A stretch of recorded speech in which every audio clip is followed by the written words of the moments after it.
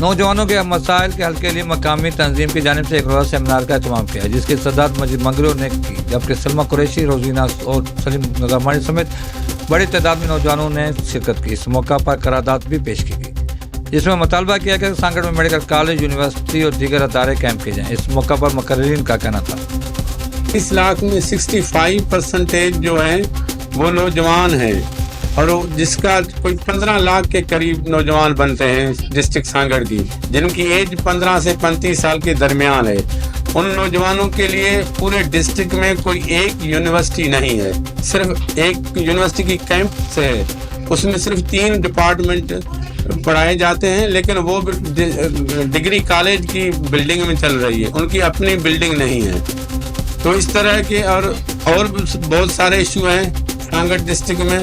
تو ہم مطالبہ کرتے ہیں گورنمنٹ سے، مختلف جب ہمارے چارٹ آف ڈیمانڈس کچھ بنائے ہیں، کچھ آپ کی تجاویز آئیں گی تو اس میں پیش کریں گے۔ آخر میں ہم اس طرح کے نوجوانوں کے کافی مسائل ہیں۔ کوئی لائبریری نہیں ہے سانگڑ میں، پورے ضلع میں سٹی کی آبادی، شہر سانگڑ کی آبادی جو 1 لاکھ سے اوپر ہے، لیکن پھر بھی کوئی کریں گے، آپ بھی بات کریں کس طرح کے ایشو ہیں۔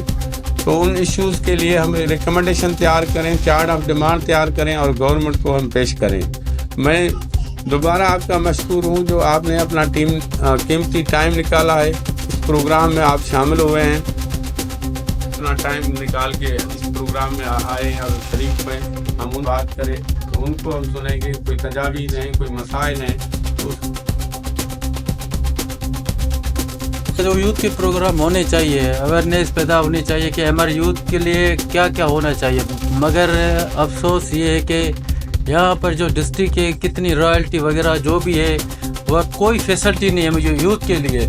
اور میں اعلیٰ عملداروں سے، اعلیٰ اداروں سے میں ریکویسٹ کرنا چاہتا ہوں کہ ہمیں کہیں یونیورسٹی دی جائے، کیونکہ انجینئرنگ یونیورسٹی دی جائے، یونیورسٹی نہیں تو میڈیکل کہیں دیا جائے، یہاں کیمپس دیا جائے۔ جیسے ہمارے پاس ایک سانگڑ کیمپس ہے، وہ بھی کسی ابھی آپ پہ اور کالج کی بلڈنگ میں ہے، وہ کسی ٹائم بھی ہٹایا جا سکتا ہے، مگر افسوس ہے یہاں پہ صرف سیاست ہوتی ہے پر انسانیت نہیں رہی۔ سیاست ہٹ کر انسانیت پہلے ترجیح دینی چاہیے۔ بس رکھی یوتھ کو بھی انوائٹ کیا، اس کے علاوہ ہمارے معزز پولیٹیشین ہیں، ان کو بھی ویلکم کہتے ہیں۔ اسی طرح کی کانفرنس میں ہماری اکثر جو ہے ملاقات ہو جاتی ہے اور ہم اپنے پیارے سانگڑ کے ایشوز پہ بات کرتے ہیں۔ اچھا بات کرتے ہیں پھر ہم بھول جاتے ہیں۔ امید کی جاتی ہے کہ جس طرح سے نوجوانوں کے لیے جہاں پہ تنظیمیں کام کر رہی ہیں، امید کی جاتی ہے کہ سانگڑ کے شہری اور دیہی علاقے اور خاص کر خواتین اور بچیوں کی تعلیم کے لیے زیادہ سے زیادہ کاوشیں کی جائیں گی، اور دیہی علاقوں سمیت شہری علاقوں میں اس طرح کے سینٹر بنائے جائیں گے جہاں پہ بچے ووکیشنل ٹریننگ کے ساتھ ساتھ تعلیم حاصل کر سکیں گے۔ کیمرہ ٹیم کے ساتھ اشفاق سلری، سانگڑ۔